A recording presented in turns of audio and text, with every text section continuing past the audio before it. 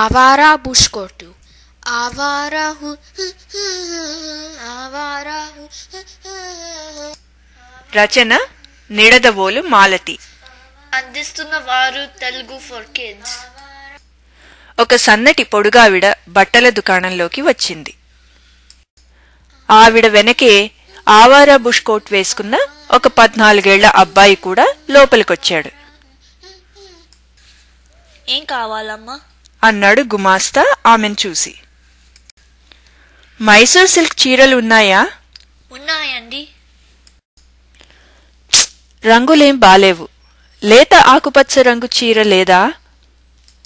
లేదండి. బెంగళూరు సిల్క్ అయితే ఉందండి.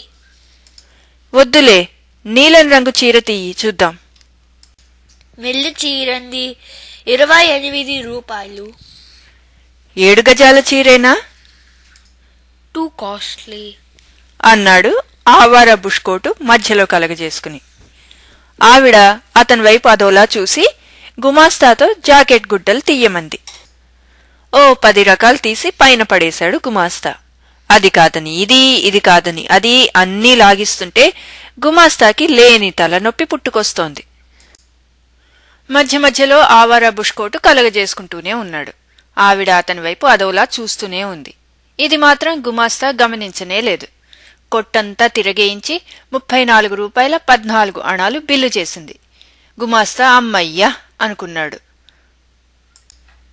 100 రూపాయలకి చిల్లర ఉందా అంది పర్సు చూస్తూ.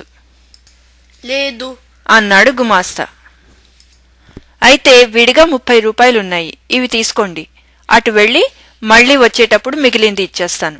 ఈ ప్యాకెట్ కూడా ఇక్కడే ఉంచండి అందావిడ. ఆవిడ బయటకు వెళ్ళింది. వెనకే ఆవారాహు పాడుతూ ఆ అబ్బాయి కూడా వెళ్ళిపోయాడు. మరో 2 నిమిషాలు అయ్యి అవ్వకముందే ఆవారా బుష్ కోటు వచ్చి 5 రూపాయలిచ్చి పార్సెలు బేడా తీసుకెళ్లిపోయాడు.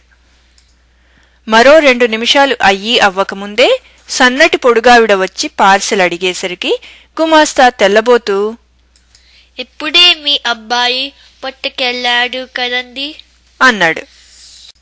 మా అబ్బాయెవరు అందావిడ అంతకన్నా వింతగా.